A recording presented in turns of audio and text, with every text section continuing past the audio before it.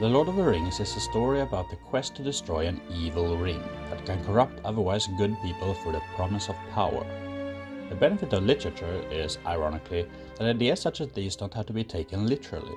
It's enough to suggest concepts like the ring manipulating Frodo by feeling heavier to insert the idea into the reader's brain, and you can keep dancing along the line between the objective and the subjective for as long as you want. That's part of what makes good prose good. You're left to interpret it yourself. But cinema is different. Having a narrator spell out what the characters think and feel is generally frowned upon. So how do you communicate that an object that can't move or speak is affecting the character's actions without resorting to just have the characters constantly say, "The ring made me do it"? A huge part of this is of course the actors. The way they look and talk about the ring makes it seem like the most important thing in the world. Whenever the ring is not on screen, all the other characters are asking, "Where is the ring?" But on a more subconscious level, what's selling the ring's actual presence is not what you see, but what you hear. Now I know what you're expecting. This is a Lord of the Rings score analysis channel. Surely this is the part where I start listing the themes associated with the ring and how they guide the audience's familiarity with the ring over the course of a story. But no, I'm in fact referring to the other things you hear when a ring is on screen. When I think about good sound design, I think about this.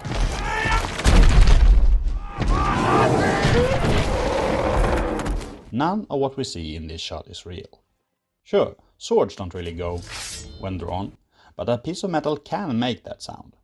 Sure, the studio isn't going to hire a literal 10,000 strong army to make war chants you can record for your film, but a stadium full of cricket enthusiasts can sound like one.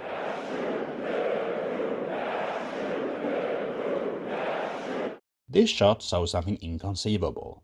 There are no 13-meter tall stunt elephants that can be directed to ram each other so that we can record the sound of it. The creatures, the light, the effects, the sound is all fabricated. And yet I'm completely sold that if there were giant war elephants that could crash into each other, this is the sound they'd make.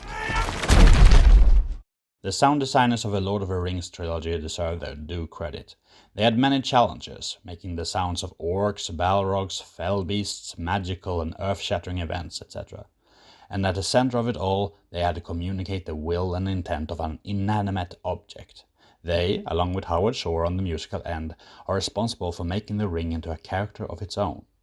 So let me guide you through the ring's journey and how both the music and the sound effects cues in on how it affects the characters. Bilbo's magical disappearance from his birthday party raises Gandalf's first suspicions. Bilbo is unconcerned, but when it's time to leave the Shire, he seems to lose the resolve to leave the ring behind. This first scene of the ring seemingly asserting its influence is highlighted with a few almost subliminal sound effects, like a low ramble in the bass and a high glassy ringing. No. Wait, it's here in my pocket.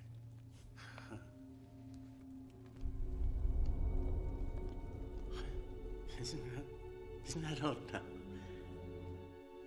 The music hits a very specific tone, a humming of boy choir, which is the timbre of the Seduction of the Ring theme, along with a violin emphasizing rising half steps, the central interval of all ring themes. This is before anybody is aware of the ring's true nature, therefore no real themes are revealed. Yes. After this, Gandalf travels to Minas Tirith to confirm his suspicion, and the connection is made both in the score and the sound. The mixed choir of the ring wraiths sing the lyrics of the Seduction of the Ring theme in a rising D minor cluster. It has come to me, the One Ring. It shall be an heirloom of my kingdom. All those who follow in my bloodline shall be bound to its fate, for I will risk no hurt to the ring. It is precious to me, though I buy it with a great pain. The markings upon the band begin to fade.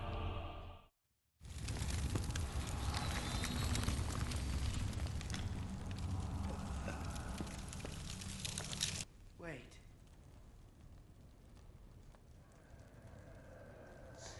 There were markings. But he was destroyed. Sauron was destroyed. This is the start of Frodo's journey, and the beginning of the ring's influence on him.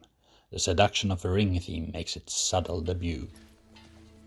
Be careful, both of you. The enemy has many spies in his service. Birds, beasts. Is it safe? Never put it on, for the agents of the Dark Lord will be drawn to its power. Always remember, Frodo, the ring is trying to get back to its master. It wants to be found.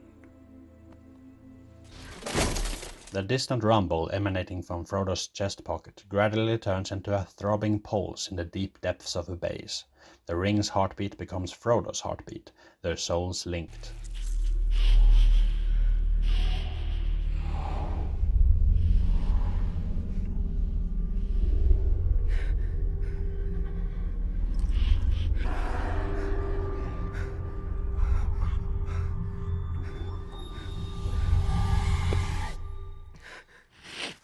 At the inn of a prancing pony, the ring seizes its opportunity to sway Frodo directly when he takes a moment to relax.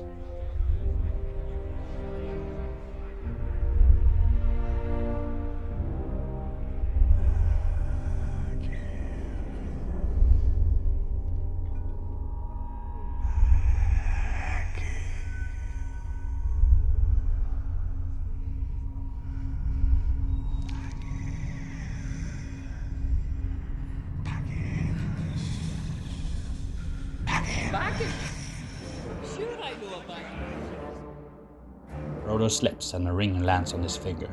This is Frodo's first visit into the Shadow Realm, the sort of alternative reality one apparently enters when turning invisible to those in the real world. You cannot hide. I see you.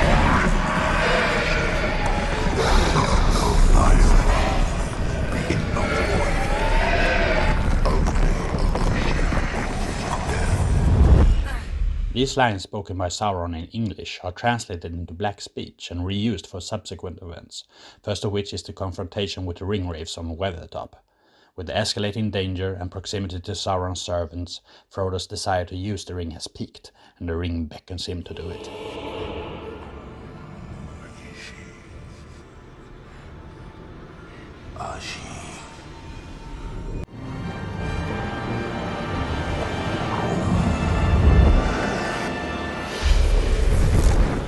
Caving into the ring's promise of escape, Frodo lapses back into the Shadow Realm, where the ring recites fragments of the ringverse in black speech.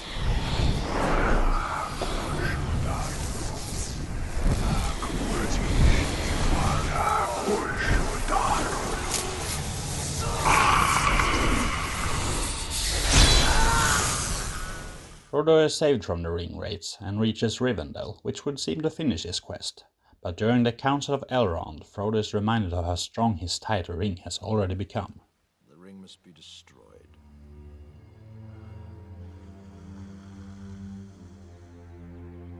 What are we waiting for?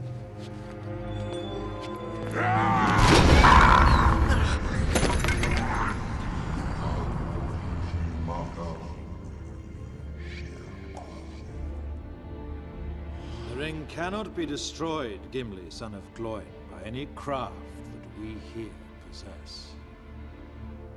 The ring was made in the fires of Mount Doom. Only that can be unmade. It must be taken deep into Mordor and cast back into the fiery chasm from whence it came. One of you must do this. I suppose you think you're the one to do it! When the council derails into petty quarrels, the combined music and sound design make it clear that this is the ring's doing.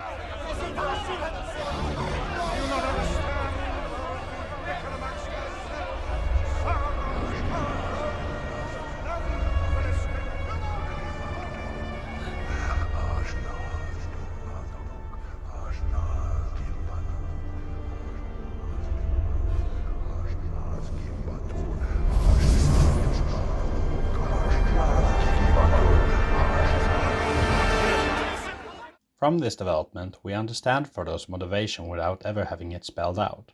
From carrying the ring and being subjected to its will, he knows better than anyone its evil potential. This is what the first movie is trying to establish. It justifies why Frodo is the protagonist. But a lesson can't really be taught without a counterexample, so for the second half of the movie, the ring's effect will instead be shown on a more corruptible individual.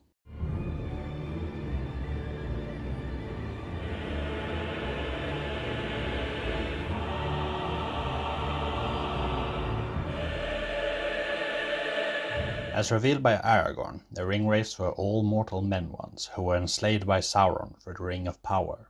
This naturally makes the two human members of a fellowship the least reliable, compared to the mystic elves, stubborn dwarves and transcendent wizards. But the duality of Aragorn and Boromir proves instead that it's their personalities that make the difference.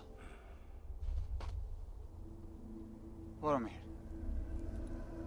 It is a strange fate that we should suffer so much fear and doubt, and for so small a thing. Such a little thing. Boromir!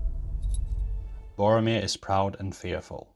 His devotion to his country is ultimately what leads him on the path to corruption, when it's clear that he is ready to discard his honor to defend it.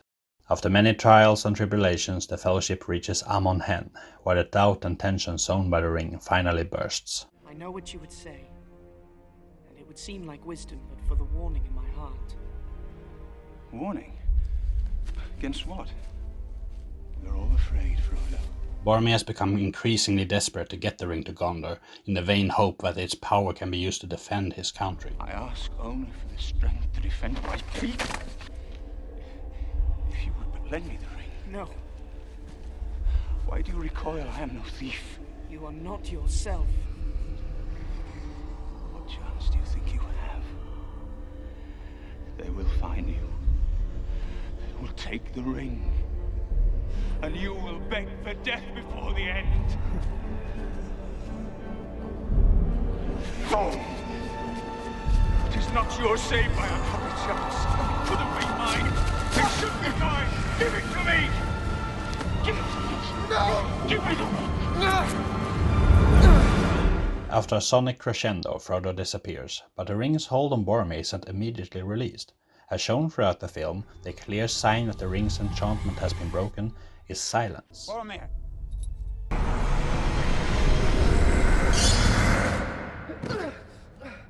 Boromir is still wrapped up in his fury as the bass drum mimics the earlier pulses. It's only when he stumbles and falls that the world turns entirely silent. Your death, and the death of us all! Curse you! Curse you! And all the halflings! No music or sound effects, his senses are clear again. Frodo?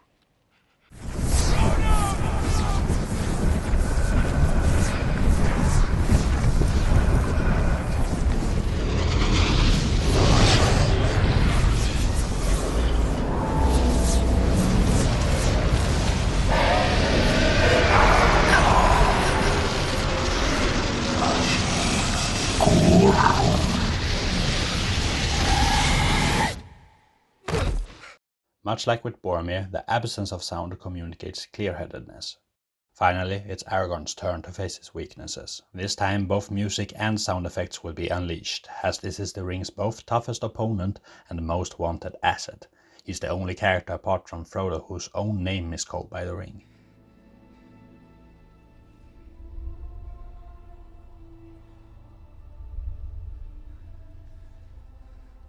Would you destroy it?